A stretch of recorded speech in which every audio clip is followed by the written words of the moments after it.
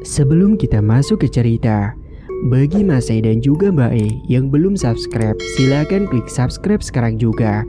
Dan bagi yang sudah subscribe, semoga kalian di sana sehat-sehat selalu agar bisa mendengarkan cerita terbaru dari Mang Ripan. Dan tidak usah lama-lama, ini dia ceritanya. Selamat mendengarkan.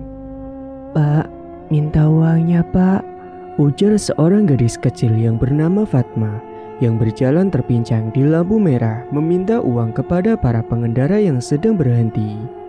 Ada beberapa dari mereka yang merasa iba dan memberinya uang meski tidak seberapa, ya paling cuma kisaran 1.000 sampai 10 ribuan aja. Ada juga yang memandang sebelah dan mengabaikan dirinya, ya mungkin karena memang lagi gak bawa uang. Dan berapapun yang Fatma terima, dia merasa bersyukur. Dan setelah lampu kembali berwarna hijau, Fatma segera menepi ke jalan, kemudian memasukkan uang yang didapatnya itu ke dalam tas kecil lusuhnya yang selalu dikalungkannya dan dibawa kemana-mana. Cuaca siang itu begitu terik dan Fatma hanya berbekal air mineral putih, yang itu pun cuma isi ulang dari rumah. Siang itu pun, dia membeli sepotong roti di kios kecil terdekat dan memutuskan untuk rehat sejenak melewatkan lampu merah yang telah bergonta-ganti beberapa kali. Dia duduk beralaskan sebuah plastik di bawah ruko yang memang tutup, sembari memakan makan siang yang seadanya tersebut. Dalam pandangannya, dia menatap beberapa bocah-bocah seumurannya yang baru saja pulang sekolah naik sepeda. Kapan ya aku bisa kayak mereka, bisa sekolah, gumamnya kala itu. Namun setelah ia tersadar dari lamunannya itu, ia mencoba menghilangkan harapan yang menurutnya adalah hal mustahil baginya. Dia pun kembali melanjutkan makan rotinya yang belum habis itu. Memang si Fatma ini sudah gak sekolah sama sekali, karena orang tuanya gak ada uang untuk membeli seragam ataupun baju. Fatma kala itu, jikalau dirinya bersekolah, mungkin dia masih duduk di bangku kelas 5 sekolah dasar. Namun ya kenyataannya nasibnya begitu. Fatma lahir dari orang yang bahkan bisa dibilang miskin banget. Ayahnya sudah lama ninggalin ibunya sewaktu Fatma ini berumur 1 tahun. Dia dulu juga punya kakak yang sudah gede, namun kakaknya terkena musibah dan meninggal dunia. Sementara kini ia hanya tinggal bersama ibunya yang bernama Bu Anggi. Dan semenjak kepergian ayahnya, Bu Anggi itu banting tulang mencari rezeki demi memenuhi kebutuhan makan si Fatma maupun dirinya. Hingga sampailah suatu hari ketika Bu Anggi ini yang mungkin mulai kelelahan, dia pun akhirnya menderita sakit-sakitan karena pasalnya Bu Anggi ini punya penyakit asma. Bahkan yang lebih menderitanya lagi, si Fatma ini lahir dan tumbuh dengan kondisi jalannya yang pincang, tidak seperti anak-anak pada umumnya. Dulu awal-awal Fatma mulai menyadari nasibnya yang kurang beruntung itu. Dia sedih dan menangis karena tidak bisa seperti anak pada umumnya. Fatma juga tidak punya teman. Namun semenjak ibunya sakit-sakitan, Fatma berusaha agar tidak menangis dan sedih lagi. Dia takut ibunya malah tambah sakit-sakitan. Dan inilah Fatma, bocah yang didewasakan bukan karena umur melainkan karena keadaan. Singkatnya setelah rehatnya dirasa cukup, dia pun lanjut kembali mengemis di lampu merah. Biasanya dia berangkat pukul 9 dan pulangnya sekitar pukul 3 sorean.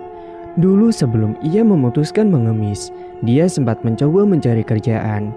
Namun di umurnya yang segitu, dia selalu ditolak di sana sini. Bahkan buat dagang pun gak ada modal, karena makan pun dia juga susah.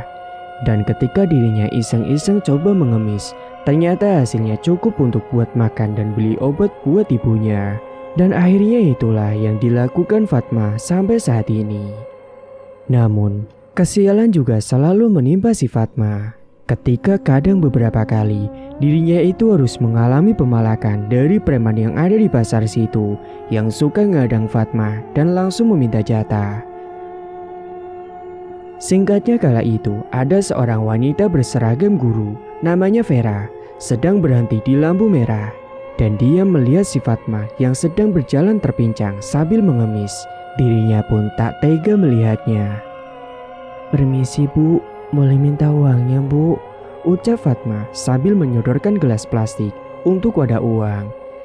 Kebetulan kala itu, Bu Vera yang membawa chicken dan nasi yang tadi dia beli, akhirnya dia kasihkan kepada si Fatma, serta uang 50 ribuan yang ditekuk supaya tidak ketara. "Nak, ini kamu ambil ya. Ini ada nasi sama ayam buat kamu, dan ini ada uang sedikit buat kamu. Dijaga ya, jangan sampai hilang," ujar Vera seraya memberikan kotak berisi makanan tersebut. "Wah, alhamdulillah Bu, terima kasih banyak ya Bu," ucap si Fatma. "Iya nak, sudah sana kamu menepi dulu, bentar lagi lampunya mewarna hijau." "Iya Bu, sekali lagi terima kasih banyak." Fatma pun langsung bergegas berjalan kembali menepi di depan ruko yang tutup tersebut. Dalam batin Vera yang melihat kepergian si Fatma yang menepi ke pinggir jalan, dia sangat menyayangkan. Di umurnya yang segitu, dia justru malah mengemis dan tidak bersekolah. Padahal dia sempat mengamati tadi kalau si Fatma ini sebenarnya memiliki paras yang cantik jikalau dia itu terawat. Hingga setelahnya, lampu lalu lintas pun berwarna hijau, dan Vera pun langsung melajukan motornya untuk menuju ke sekolah dan mengajar di sana. Sementara Fatma yang kala itu sedang menepi, dia membuka kotak makanan yang diberikan oleh Bu Vera tadi, dan wajahnya nampak berbinar mendapati nasi beserta lauk ayam yang ada di dalamnya. Namun bukannya dimakan, dia malah menutup kembali kotak tersebut dan menaruhnya lebih dulu. Dia berpikir mungkin nanti akan makan bareng saja di rumah bersama dengan ibunya. Dan beberapa saat kemudian, lampu lalu lintas pun kembali berwarna merah. Dan dia pun segera berjalan lagi untuk mengemis. Meskipun panas, tapi Fatma tidak menyerah. Karena dia mengumpulkan uang itu bukan hanya untuk dirinya, melainkan juga untuk membeli obat buat ibunya. Sesekali dia menyeka peluh keringat yang menetes dari keningnya. Bahkan dirinya selalu mencoba tersenyum ketika sedang meminta-minta. Singkat waktu, jam telah menunjukkan pukul 3 sore. Fatma pun kemudian bergegas menuju ke sepeda bututnya yang diparkirkan tak jauh dari situ.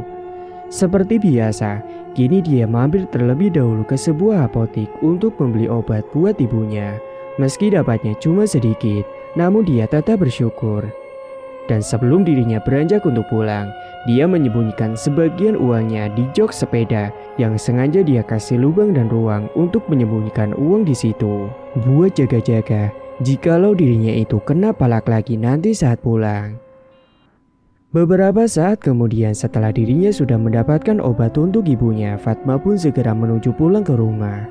Dan benar saja, saat dirinya melewati jalan pasar yang sudah sepi, dia dihadang oleh preman yang bernama si Pandu, yang memang sudah biasa memalak si Fatma.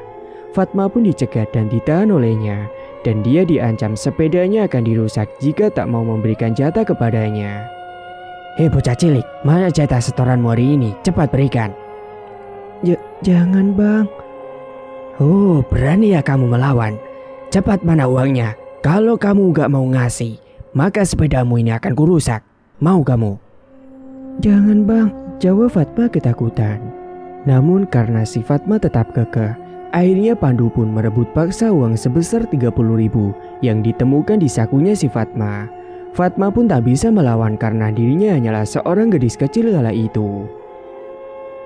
"Nah gini dong, udah buruan sana pergi. Dan ingat besok kamu harus kasih jatah uang lagi padaku, atau kalau tidak kurusak sepedamu." Si Fatma pun hanya bisa menitikkan air mata sambil berlalu pergi meninggalkan tempat itu. Namun sebelum dirinya sampai di rumah, dalam perjalanan pulangnya itu, ia mencoba menghentikan tangisannya. Ia tak ingin jikalau sampai di rumah ia masih menangis dan malah membuat khawatir ibunya. Sebenarnya ada 2 jalan menuju ke rumahnya. Namun Bang Pandu sudah paham jalan itu semua.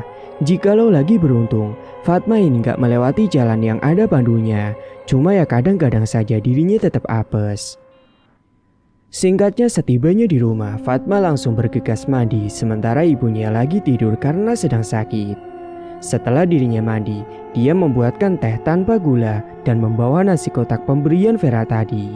Dia menghampiri ibunya yang sedang terbaring di dalam kamarnya. "Bu, bangun bu. Ayo makan bu, ini Fatma bawain makanan." Bu Anggi pun akhirnya terbangun dari tidurnya. Dok, kamu sudah pulang. Pulang sejak kapan, Dok? Ucapnya dengan suara yang lirih karena sedang sakit. Barusan, Bu. Terus tadi aku langsung mandi dulu. Ya udah, Bu, Ibu duduk dulu. Ini nanti aku suapin, Bu. Ini makannya enak. Loh, kamu dapat makanan ini dari mana, Dok? Tanya Bu Anggi. Tadi pas aku lagi ngemis, ada orang baik, Bu, yang ngasih nasi chicken buat aku. Dia pakai seragam guru dan kayaknya dia orang baik, Bu. Bahkan dia juga ngasih aku uang 50.000. Tutur si Fatma. Alhamdulillah. Semoga saja orang itu rezekinya dilancarkan ya, Dok. Dan semoga sehat dan sukses selalu. Amin, Bu. Fatma juga udah doain seperti itu. Kala itu mereka kemudian lanjut makan bersama sampai nasi dan ayam yang ada di kotak itu habis tak bersisa. Karena jarang-jarang mereka bisa makan enak seperti itu. Setelahnya Fatma pun memberikan obat yang tadi dibelinya untuk diminum oleh ibunya.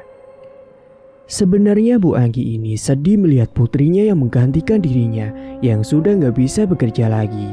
Dia hanya bisa berdoa semoga kelak si Fatma ini bisa sukses tanpa dirinya menjadi beban buatnya.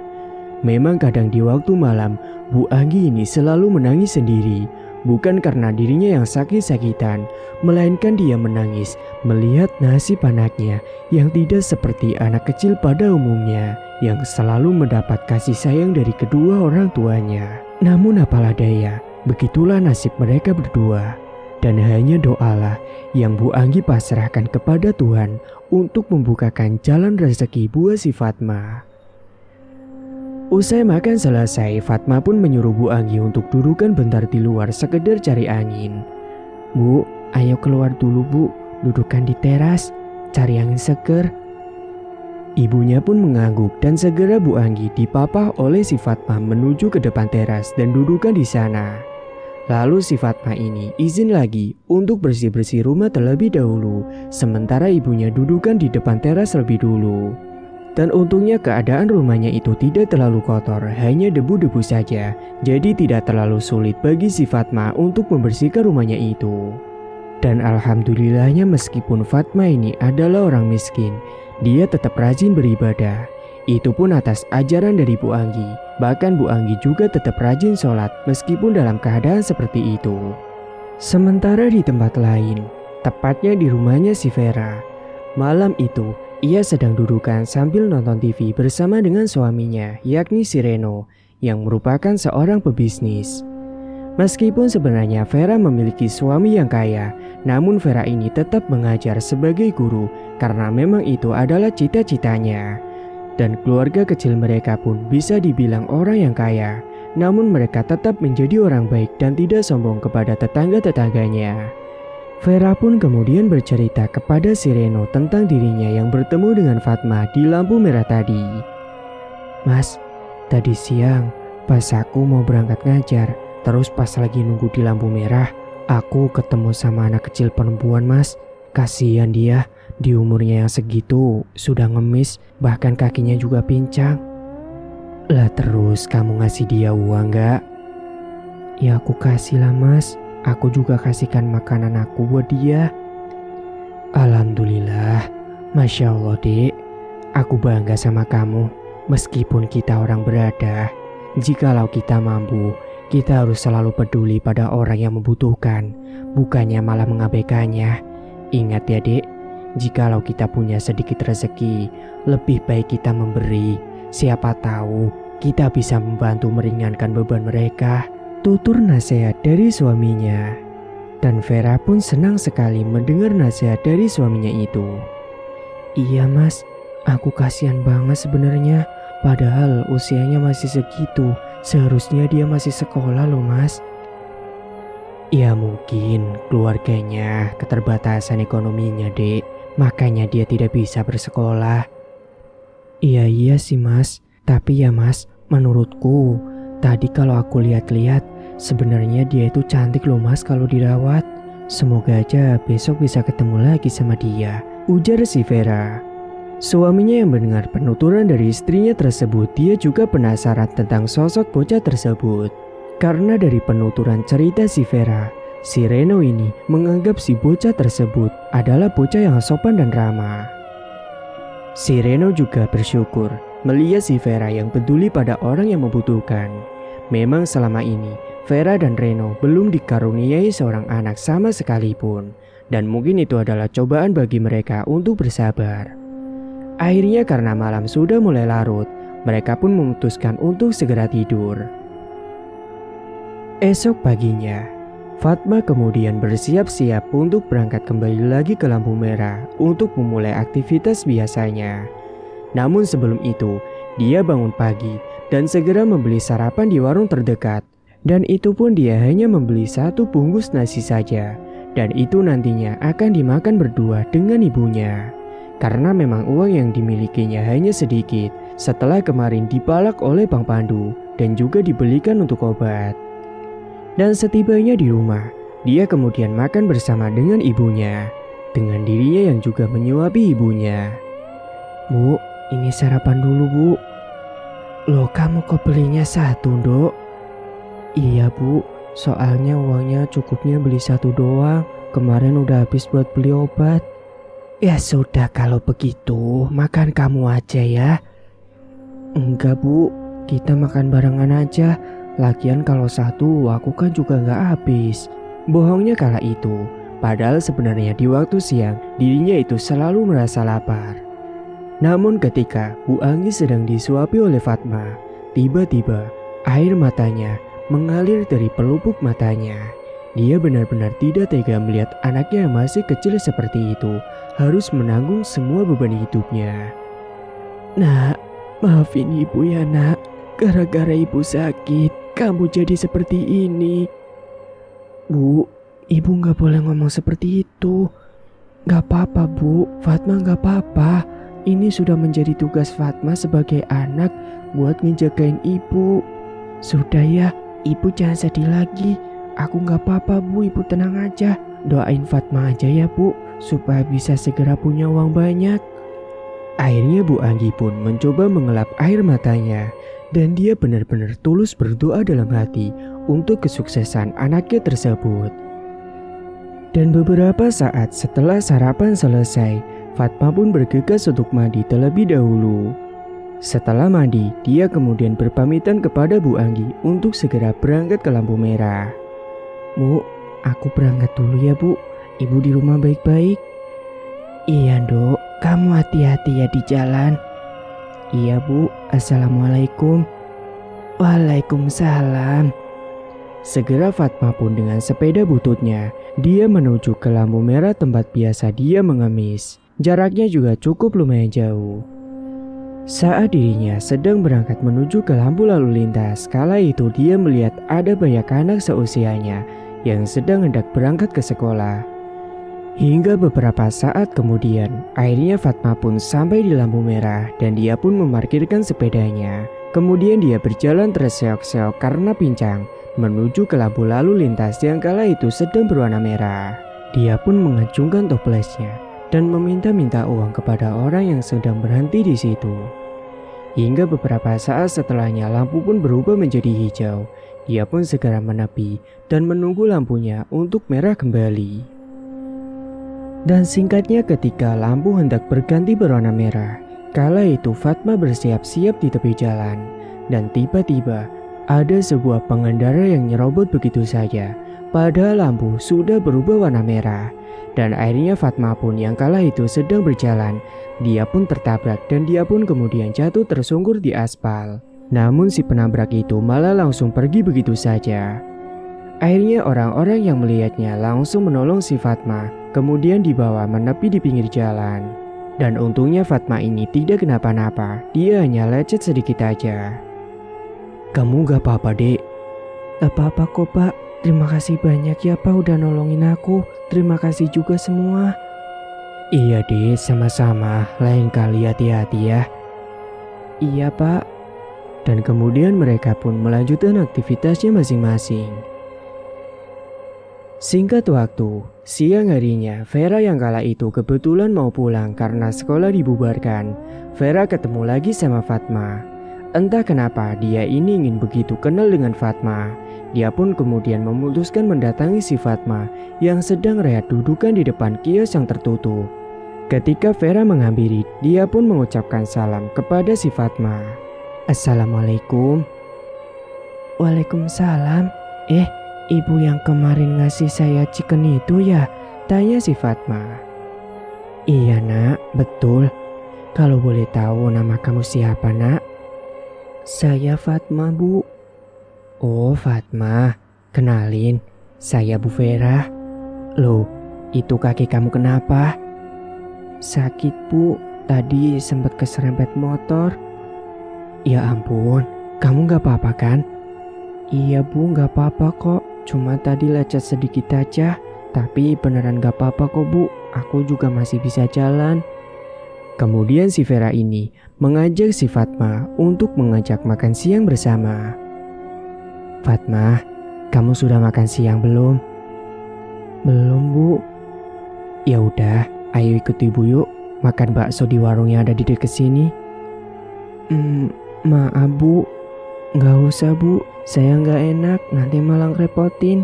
Saya juga malu dengan penampilan saya kayak gini. Malah nanti orang-orang pada ngomongin ibu gimana. Sudah nggak apa-apa, biarin orang lain mau berkata apa. Ibu nggak peduli. Ibu tulus kok bantu kamu dan mau ngajak kamu makan. Ayo ya, mau kan?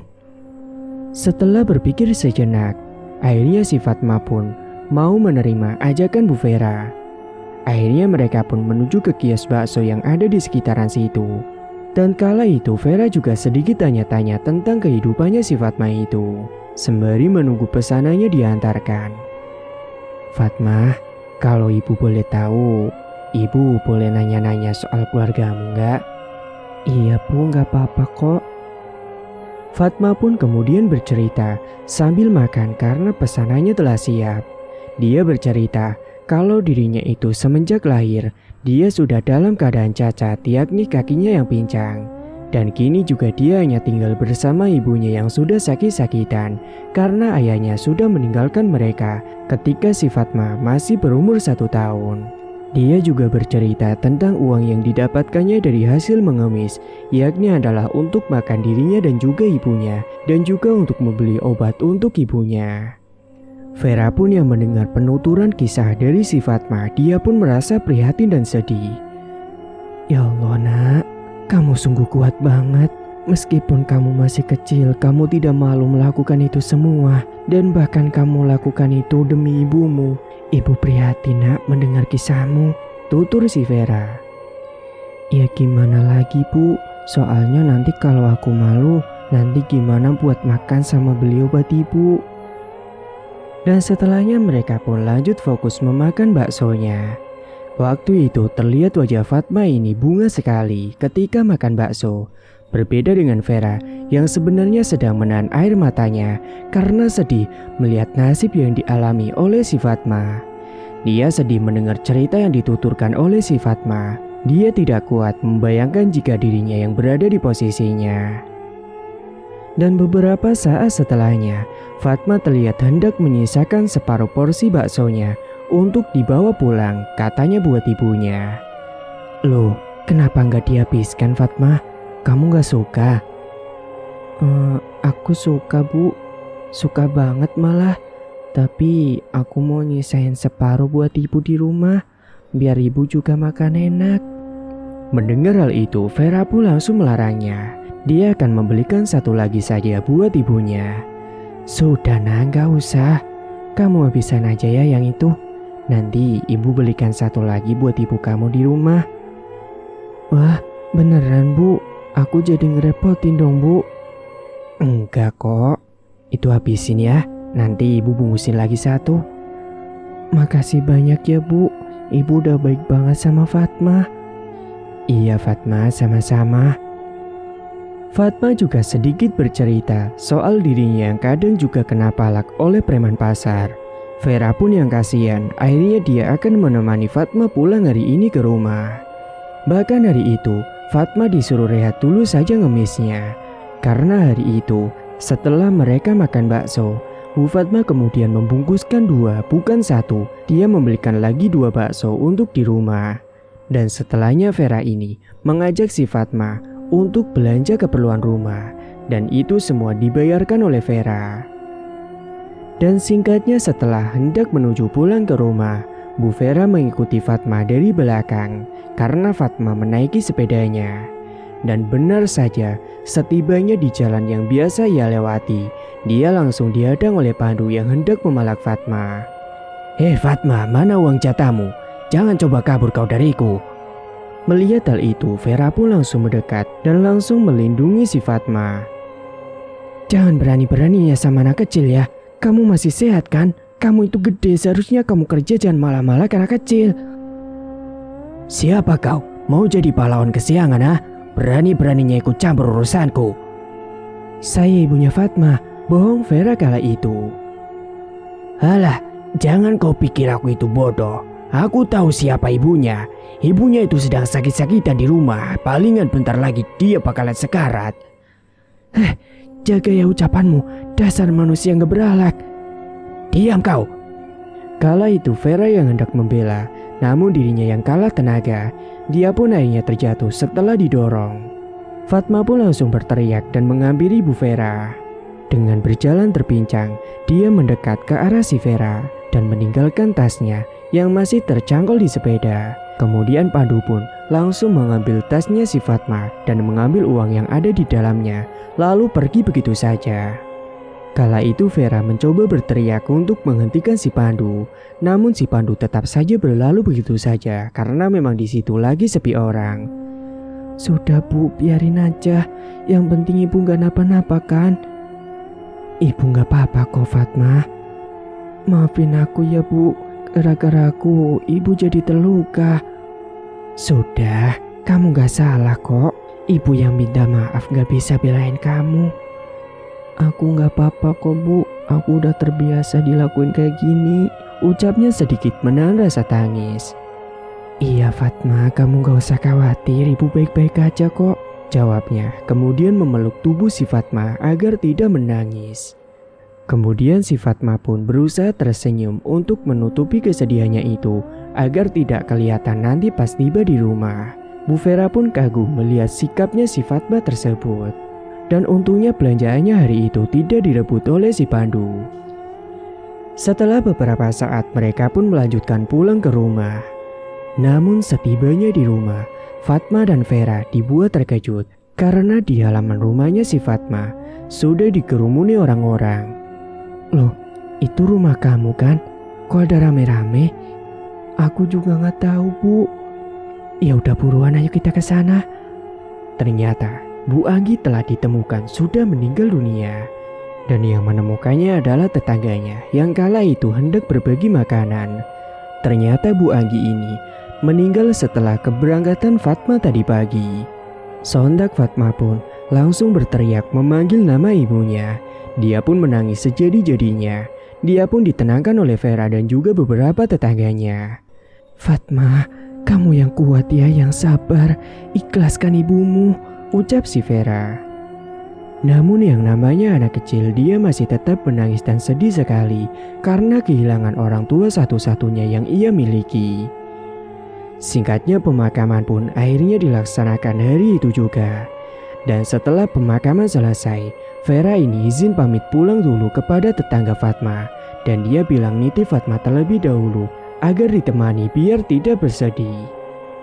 "Fatma, ibu pulang dulu ya. Kamu jangan nangis terus. Ikhlaskan ibumu biar tenang di alam sana. Nanti kalau kamu nangis terus, kasihan ibumu nanti nangis di sana." "Iya Bu, terima kasih banyak," jawab Fatma yang masih sedikit terisak. "Bu, saya nitip Fatma dulu ya. Tolong ditemani agar dia tidak merasa kesepian," ujar Vera kepada tetangganya si Fatma. "Baik Bu, hati-hati ya Bu pulangnya." Segera saat itu dengan motornya Vera pun beranjak pergi pulang ke rumah. Meskipun begitu, di tengah perjalanan dia masih tetap memikirkan soal si Fatma yang sekarang hanya tinggal sendirian. Singkat waktu, Malam harinya, Vera menceritakan kejadian tadi kepada suaminya. Mas, tadi siang aku ketemu sama Fatma lagi, Mas. Dia yang anak kecil yang aku ceritain waktu itu loh, Mas. Kasihan dia, Mas. Tadi siang dia sempat keserempet motor. Terus aku ajak dia makan bakso. Dia seneng banget, Mas.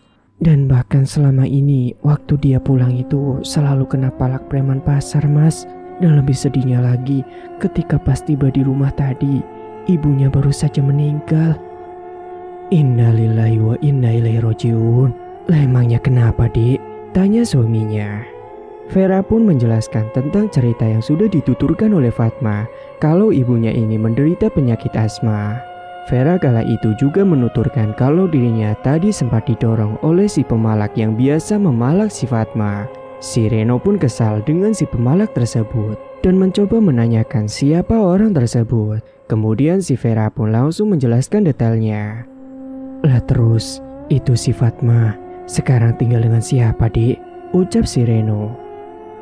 Dia sekarang tinggal sendirian, Mas. Aku kasihan. Makanya ini aku mau nanya sama kamu. Mau minta izin sama kamu buat ngadopsi si Fatma. Apakah kamu setuju, Mas? Reno pun kemudian terdiam beberapa saat. Dia menyimpulkan semua penuturan cerita yang dituturkan oleh Vera. Dan berdasarkan kesimpulannya, Fatma ini adalah anak yang baik. Akhirnya tak ada salahnya jika mereka merawat si Fatma sembari menunggu diberikan momongan. Gak ada salahnya juga sih, Dik. Kalau dia memang benar-benar anak baik, mungkin kita bisa merawat Fatma sembari menunggu kita benar-benar diberikan momongan.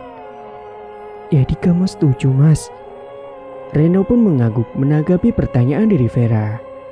Kalau gitu, besok kita ke rumahnya Fatma ya, Mas? Iya, Dik. Besok Mas akan libur kerja dulu. Dan setelah selesai membahas hal itu, Vera kemudian menuju ke kamarnya. Diam-diam dia menghubungi kawannya yang bernama si Alma dan akan meminta tolong padanya. Alma yang berada di rumahnya kala itu sedang rebahan. Dia dikejutkan dengan bunyi dering HP-nya. Dia pun langsung mengangkat telepon dari si Vera. Halo, ada apa, Ver? Tumben malam-malam nelpon? Tanya si Alma. Aku butuh bantuan kamu. Kamu bisa nggak? Memangnya bantuan apa, Ver? Tolong kamu pergi ke dukun yang ada di tempat tinggal kamu, Al, untuk nyantetin seseorang. Aku mohon, Al, bantu aku ya. Nanti aku kirimin fotonya dan uang maharnya akan aku transfer hari ini juga. Tenang aja, nanti kamu juga aku kasih uang terima kasih kok. Setelah berpikir sejenak, akhirnya Alma pun setuju dengan permintaan yang diajukan oleh Vera. Oke, Ver, siap. Nanti aku akan langsung ke rumah dukunya. Oke, Al, makasih banyak ya. Dan selang beberapa saat, si Vera pun mengirimkan foto si Pandu kepada si Alma. Dan malam itu juga, usai dapat transferan langsung dari si Vera, Alma pun langsung menuju ke rumah dukun yang bernama Mbak Baron. Segera saat itu, Alma pun beranjak pergi ke rumahnya Mbak Baron dengan menggunakan motornya, yang letak rumahnya Mbak Baron dari rumahnya itu tidak terlalu jauh. Beberapa saat kemudian tibalah Alma di rumahnya Mbak Baron dan dia pun langsung mengetuk pintu rumahnya. Setelahnya Mbak Baron pun membukakan pintu dan mempersilahkan Alma untuk masuk ke dalam rumah terlebih dahulu. Ada keperluan apa kamu datang malam-malam begini? Gini, Mbak, saya datang malam-malam ke sini mau nyantai seseorang, Mbak. Ini, Mbak, fotonya. Mbak Baron pun kemudian mangguk-mangguk paham dan tak lama dia pun langsung mengajak Alma untuk masuk ke dalam ruangan ritualnya. Kalau begitu, sekarang kamu ikut aku ke dalam ruangan ritual. Iya, Mbak. Setelah tiba di ruangan tersebut, Mbak Baron langsung memulai ritualnya. Dan sesuai dengan apa yang diminta oleh Vera yang ingin membuat si Pandu ini lumpuh, Mbak Baron pun kemudian mengirimkan santetnya malam itu juga. Setelahnya Mbak Baron terlihat sedang berkomat kamit membacakan sebuah mantra. Dia kemudian mengambil boneka santet sebagai medianya. Dan foto si Baron langsung diikatkan di boneka tersebut. Dan tali itu diikatkan tepat di kedua kaki boneka tersebut dengan kencang sekali. Setelahnya boneka pun diasapi di atas bakaran kemenyan. Sambil dirinya masih terus membacakan sebuah mantra yang tidak berhenti. Setelahnya Mbak Baron mengambil darah ayam hitam yang sudah disediakan di dalam wadah. Kemudian darah tersebut disiramkan pada boneka santet itu. Kesiur angin kencang masuk ke dalam ruangan membuat Alma menjadi merinding. Hingga sesaat kemudian Alma melihat ada sebuah asap yang masuk ke ruangan tersebut berwarna hitam pekat dan masuk ke dalam boneka yang sedang dipegang oleh Mbak Baron. Hingga setelahnya ritual pun akhirnya selesai. Alma pun kemudian disuruh untuk pulang saja karena santet itu akan bekerja dengan sendirinya. Ritual sudah selesai, sekarang kamu boleh pulang dan tunggu saja kabar selanjutnya. Baik Mbah, tapi maharnya berapa Mbah? 3 juta saja. Baik Mbah, nanti saya transfer aja ya Mbah. Mbah punya rekening kan? Dan ternyata si dukun itu punya rekening dan dia pun menerima pembayarannya dengan cara transferan dari si Alma. Dan setelahnya Alma pun segera pulang menuju ke rumahnya dan mengabarkan kepada si Vera kalau ritualnya sudah selesai dilakukan. Sementara di sisi lain, malam itu Pandu yang sedang tidur tiba-tiba saja dia mengalami mimpi buruk. Di dalam mimpinya itu, Pandu berada di sebuah kuburan yang sangat gelap dan sepi. Dia kebingungan mengedarkan pandangan ke sekitar karena dia tidak mendapati jalan keluar. Hingga sesaat kemudian, angin berembus kencang datang menuju ke kuburan tersebut, membuat suasana malam itu sangat mencekam. Pandu pun langsung merinding dibuatnya. Hingga sesaat kemudian dia melihat ada sekelibat bayangan putih yang melintas di sekitarnya. Dan setelahnya Pandu melihat di hadapannya itu terdapat sebuah asap putih tebal yang perlahan-lahan mulai menampakkan wujudnya menjadi sosok pocong yang sangat menyeramkan. Sontak Pandu pun langsung berteriak. Dia ketakutan dan mencoba untuk berlari kabur dari sosok tersebut. Namun saat dirinya sedang berlari karena tidak fokus, dia pun akhirnya ambruk tersungkur ke tanah setelah tersandung sebuah gundukan makam yang ada di kuburan itu. Dan bersamaan dengan itu juga, Pandu pun langsung terbangun dari tidurnya. Napasnya terasa tidak beraturan, keringat pun membasahi kaosnya, dan dia pun heran dengan mimpinya barusan. Gila, mimpi serem banget. Kemudian dirinya itu merasa haus dan dia pun pergi menuju ke dapur untuk mengambil air putih. Namun saat dirinya sedang berada di dapur, tiba-tiba dia mendengar ada suara geraman di belakang tubuhnya. Sontak Pandu langsung menoleh ke belakang, namun dirinya tidak mendapati apapun di sana. Tiba-tiba hembusan angin masuk ke dalam rumah membuat dirinya itu menjadi merinding. Dia pun segera buru-buru beranjak ke kamar. Tapi saat itu tiba-tiba dia malah dikejutkan dengan suara ledakan yang terdengar dari luar rumah. Kemudian dia pun langsung menghampiri dan dia terkejut ketika mendapati sosok pocong hitam yang sudah berdiri di atap rumahnya. Pandu pun kemudian langsung lari masuk ke dalam rumah dan mengunci pintu kamarnya sambil ketakutan. Namun tiba-tiba saja kunci pintu kamarnya memutar dengan sendiri dan pintu pun akhirnya terbuka menggebrak dengan keras sekali. Nampaklah sosok pocong tersebut sudah berada di depan pintu. Pandu yang tidak kuat akhirnya dia pun pingsan di dalam kamarnya.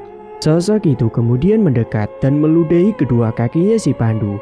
Dan setelahnya sosok itu pun pergi menghilang dengan sendirinya. Esok harinya, Vera dan Reno menuju ke rumahnya si Fatma. Yang kala itu Fatma masih di rumah karena sedang berkabung. Vera dan Reno menyampaikan maksudnya tersebut kepada RT dan juga tetangga dekatnya Fatma bahwa mereka ingin mengadopsi si Fatma. Para tetangganya justru berterima kasih kepada Vera dan Reno yang peduli dengan Fatma. Namun semua keputusannya itu mau dan tidaknya kembali lagi kepada si Fatma. Usai menjelaskan semuanya, Fatma pun akhirnya mau. Namun dia bertanya apakah Vera dan Reno tidak malu merawat dirinya yang cacat pincang tersebut dengan penampilannya yang kusam itu. Vera dan Reno pun tersenyum mendengar pertanyaan dari Fatma dan mereka menjawab tidak malu sama sekali. Mereka justru senang kepada si Fatma karena dia adalah anak yang berbakti dan baik. Akhirnya hari itu juga, Fatma pun diajak pindah ke rumahnya Vera dan Reno. Sementara di tempat lain, Pandu yang sudah tersadar dari pingsannya itu, dia terkejut ketika mendapati kondisi kakinya yang tidak bisa bergerak dan dia juga merasakan sakit pada kakinya. Pagi itu untungnya ada temannya yang datang ke rumahnya si Pandu, kemudian membantu mengangkat si Pandu yang kala itu sudah terkapar di lantai. Si Pandu kini mendadak mengalami kelumpuhan, dia tidak bisa berjalan, dan bahkan setiap malamnya dia selalu ditampakin sosok pocong yang selalu meneror dirinya. Dan kini hari-hari Pandu lalui dengan penuh teror setiap malamnya. Bahkan dirinya sekarang sudah tidak bisa malak lagi di pasar. Suatu malam, Pandu yang ada di dalam kamarnya dia mendapatkan sebuah teror dari sosok yang sangat mengerikan. Waktu itu dirinya susah sekali untuk tidur. Dan tiba-tiba dia dikejutkan dengan suara yang mengetuk pintu kamarnya beberapa kali. Sontak Pandu pun langsung terperanjat. Dia kaget dan tiba-tiba pintu pun terbuka dengan sendirinya. Betapa terkejutnya si Pandu ketika melihat apa yang berada tepat di depan pintu, yakni sosok tinggi besar yang sangat mengerikan dengan kedua mata merah menyala menatap tajam ke arah dirinya. Dan sosok itu adalah genderuwo. Sontak Pandu pun tak bisa menggerakkan tubuhnya karena kakinya sudah lumpuh tak bisa berlari, dan dia pun hanya bisa berteriak-teriak saja. Si Pandu berteriak mencoba mengusir sosok tersebut untuk jangan mengganggunya. Namun sosok itu berujar bahwa mulai sekarang Pandu akan menjadi mainan baru sosok tersebut. Sosok genderuwo itu kemudian berjalan mendekat ke arahnya si Pandu dengan langkah kaki yang berat dan membuat tanah seakan bergetar. Pandu yang sudah gemetaran, jantungnya berdegup kencang sekali. Dia pun akhirnya tidak kuat melihat sosok menyeramkan itu. Dia pun akhirnya pingsan kembali. Dan semenjak dirinya itu lumpuh dan jarang makan karena ibunya jarang datang, hanya beberapa kali saja ke situ, karena memang Pandu tinggal sendiri. Tubuhnya pun kini menjadi semakin kurus keronta dengan keadaan yang mengenaskan. Singkatnya Pandu pun sudah benar-benar stres tidak tertolong. Dia pun hanya bisa teriak-teriak sendiri dan kadang juga menangis. Setiap malamnya selalu mendapatkan gangguan dan teror, membuat dirinya itu tidak tenang secara batin dan jiwanya pun menjadi gila. Namun dia tidak dibawa ke rumah sakit jiwa karena tidak diperbolehkan oleh orang tuanya. Akhirnya di sisa hidupnya itu, Pandu hidup menderita dengan kondisi yang mengenaskan, suka teriak-teriak gak jelas dan dia hanya dikurung di rumah. Dan entah dirinya itu bakalan sembuh atau tidak. Sementara di tempat lain, Fatma kini telah diajak Vera untuk perawatan dari rambut sampai ke ujung kaki. Dan dia sudah terlihat berbeda sekali. Dan benar saja dugaan si Vera bahwa sebenarnya Fatma ini cantik. Kesopanannya juga menjadi nilai plus baginya. Dan setelah itu Fatma pun juga disekolahkan di sekolah paket untuk mengejar ketertinggalan dirinya. Sampai-sampai Fatma ini menangis sedih memeluk Vera dan Reno bergantian karena mereka sudah peduli padanya. Padahal Fatma ini bukanlah siapa-siapanya. Dan Fatma pun berucap berjanji kelak akan menjadi orang yang sukses dan akan membalas jasa mereka berdua. Dan semenjak itu Fatma benar-benar tekun belajar dan ternyata dia itu termasuk bocah yang cerdas. Dia mudah paham dan nilainya pun juga bagus-bagus semua. Singkat waktu, 1 tahun kemudian, berkat Vera dan Reno tulus merawat si Fatma, kini Vera pun positif hamil anak pertamanya. Dan Fatma pun juga senang mendengar kabar itu. Meskipun begitu, kelak Vera dan Reno akan tetap menganggap Fatma sebagai anak mereka dan tidak akan membeda-bedakan. Fatma juga sudah berjanji kelak akan menyayangi adik tirinya itu dengan sepenuh hati. Dan ternyata apa yang dijalani Fatma sekarang ini adalah berkat dari doa Bu Anggi yang dulu ingin agar anaknya itu hidup bahagia. Doanya kini telah terkabul dan si Fatma pun bertemu dengan orang baik yang tulus menyayanginya. Pesan kali ini, tetaplah bersabar dan bersyukur dalam menjalani kehidupan meskipun dalam keadaan yang tidak sempurna, karena memang di dunia ini tidak ada suatu apapun yang sempurna. Jangan pernah menyerah dan juga berputus asa meskipun hidup terkadang susah. Dan tetaplah berbuat baik kepada orang lain meskipun orang lain belum tentu berbuat baik kepada kita. Semoga kita dijauhkan dari mara bahaya dan juga malapetaka dan selalu senantiasa berikhtiar dan berdoa. Semoga Allah memudahkan segala urusan kita. Tamat. Cerita pun selesai. Terima kasih bagi Mase dan Bae yang sudah setia menyimak cerita ini sampai akhir. Dan bagi yang belum menekan tombol subscribe, silakan klik tombol subscribe sekarang juga. Dan semoga kalian semua dimanapun berada selalu sehat-sehat semua dan dimudahkan segala urusannya. Dan sampai jumpa lagi di cerita terbaru yang akan Mang Ripan bawakan nantinya.